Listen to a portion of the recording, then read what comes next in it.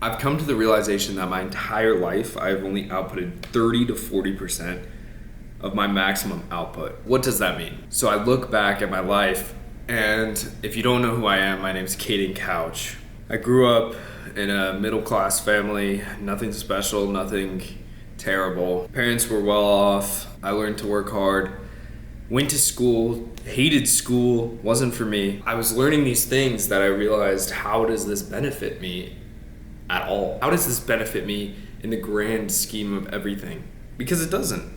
I mean, at the end of the day, US history is not going to benefit you. Calculus, y equals mx plus b is not going to make you money. And so I look back at my life, analyzed every single part of my life, every phase. I'm 21 years old. I dropped out of college. I moved across the country to Arizona, be around more like-minded individuals in real estate. And how did I get into real estate? I went into real estate because I wanted to be rich. I was at my grandfather's funeral, and I would go around and tell my family, tell my friends, I'm gonna be rich, I'm gonna figure it out. But how am I gonna figure it out? And that's what I couldn't figure out, right? And I was at my grandfather's funeral, and my mom pulls me to the side and she says, hey, over here is this guy who's in real estate. And I was in college at the time at the University of Florida, and I talked to him and I said, hey, I'm going to be rich. And he said, okay, how? And it was the first time my mind switched. Everybody always laughed at me. Oh, you're gonna be rich? Yeah, sure. Oh, ha, you're gonna be rich. Oh, ha. And this guy said, how? And so I got lunch with him, and I started getting lunch with all of these people in real estate because he told me you have so much squirrel energy. If you just focus that squirrel energy into one thing, then you'll be unstoppable. I took all that squirrel energy that I had, the drop shipping, I had a dog walking business with a friend, and I pushed it into real estate. And I started getting lunch with a bunch of people in real estate. Multifamily guys, single family flippers. I ended up getting mentored by somebody back in Jacksonville where I grew up. Jacksonville, Florida. Moved back in with my parents, started doing college online remote, and I dropped out of college. And I'm living with my parents, and I didn't tell them. They had no idea. And I thought to myself, okay, well, I'll just make enough money so that I can move out, show them my bank account, and come to Phoenix, Arizona. And I didn't make enough money. Days, weeks, months go by, and I didn't have enough money. And I'm sitting in my parents' house, and I'm working, and I didn't have enough money. Every single day, it gets trickier and trickier because my parents don't know that I dropped out of college. They had no idea that I'm sitting here not doing my college classes, just working on real estate. And it was tough. It was a burden on me, but I was also selfish. I kept pushing and pushing to get better at real estate because I know school in college is not for me. It wasn't. And it's not for some people. And you don't need a degree right now. In 5 years, do you really think college is gonna matter? No, definitely not. So I didn't make enough money, and I was working. And my parents say, hey, it's time to register for classes. And I sit them down and I say, look, I haven't been taking my classes. I haven't been doing the work. Because it's not important to me. And that is selfish. But in my opinion, sometimes you have to be selfish. Because I knew college wasn't for me. I knew there was something greater, something bigger in this life than going to school and getting a 9 to 5 and getting a job and working yourself to death, right? Literally, I mean, you work until you're 60, until you retire, and then you're done, right? Isn't there something greater to life than that? And so I sit here and I analyze my life. Afterwards, after I dropped out of college, told my parents, they said, hey, here's a contract. They gave me a written contract, and they said, here are your options. Option A, you can stay in this house, you can pay us rent, and you can drop out of college. Option 2, you can move out. At the core, those were the two options. Option 3, of course, was stay in college. I'm not doing that. So those were the three options. And I said, well, I'm gonna move out. I didn't have any money. I made some money that year, last year, and I blew it all on mailers for a marketing campaign that completely flopped. It did, completely flopped, and I lost every single dollar. But it was a lesson learned. I have no regrets. I call up my buddy who's moving to Atlanta, who I met in college. I said, hey man, I need a place to stay. Can I come sleep on your couch? And he said, sure. So I pack up my stuff about a week and a half, 2 weeks after I told my parents. Moved to Atlanta, slept on my buddy's couch for 5 months until I closed a deal for $4,500, packed up my bags again, moved across the country with 2 months living expenses. I have next month's rent, and then I'm out of money. And so I look back on my life, and the reason I'm telling you this is because I didn't make enough money last year to show my parents my bank account and say, hey, look, I dropped out of college, but I'm doing all right. Because I wasn't doing all right. And this is the point I'm trying to get across, is that I realized that my entire life I've been operating at only 30% of my maximum output and capacity that I could be working at. I've never once in my life worked at 100% because I grew up in school. I grew up learning things that I wasn't passionate about. I grew up teaching myself things that I wasn't passionate about. And down the line, I only put in minimal effort to get by. And so my brain has been wired that way. And now when I look back at my life, I realized my entire life, including business, including last year where I was working, I was only working 30%, maybe 30%.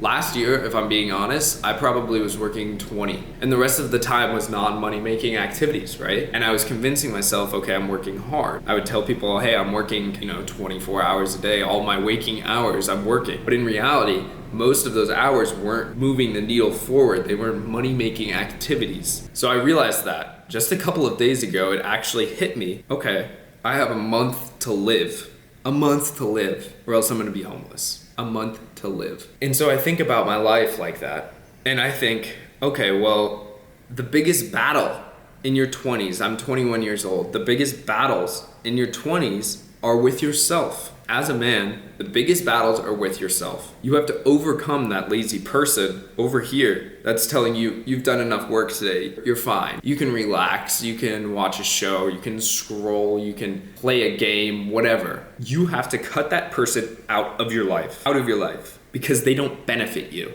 And there's the person over here when you go to sleep every single night and he says to you, you didn't do enough work today. You're still lazy. You need to try harder. And it hit me. I put myself in this pressure cooker, and I specifically did this, and I've never lived by myself, but you realize these things. And my entire desk right now is just sticky notes. One says nothing matters. One says 30K a month. One says the 4.0 version of me versus the 10.0 version of me. What's the 4.0 version of me? Chooses comfort, delays action, scrolls, average. 10.0 version of me. Moves fast, no noise, action over emotion, works, calls, 30K a month. And so I realized this, and I'm glad I realized this. So for the next 30 days, I'm going to try to operate at 100% output. And obviously there's going to be times where you're in between tasks and you're not actually doing money-making activities, which I consider content money-making activities because I'm looking at content as copies of me that get me out there,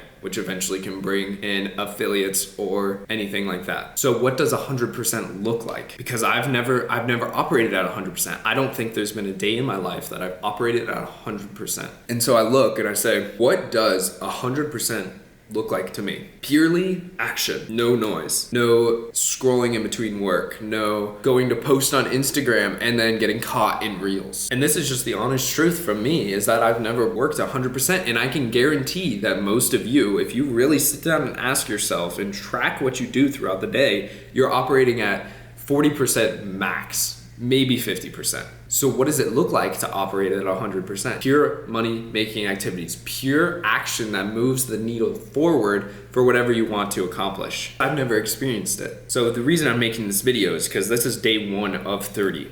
I already got up, I went to the gym, got up at 4 a.m.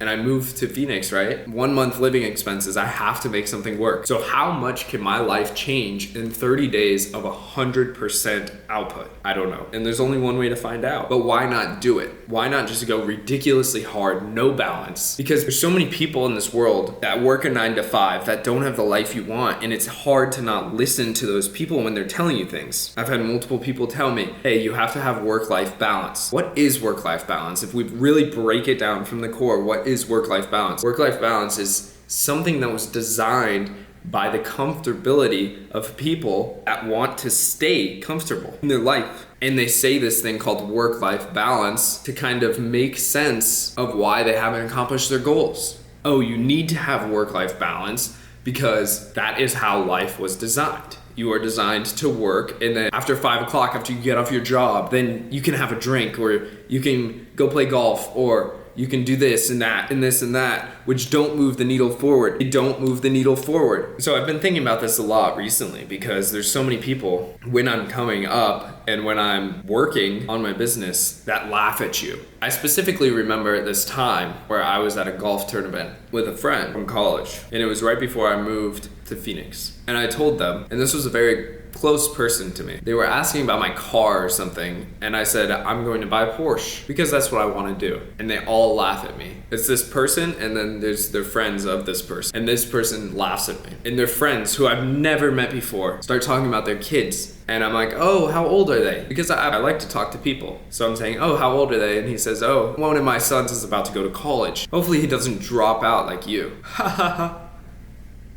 It's just fuel for the mind. And this is the thing that you have to realize is that people were gonna push you down. Everybody likes to see you rise up. Then once you have goals that exceeds their goals or exceeds their comfortability, they drag you down.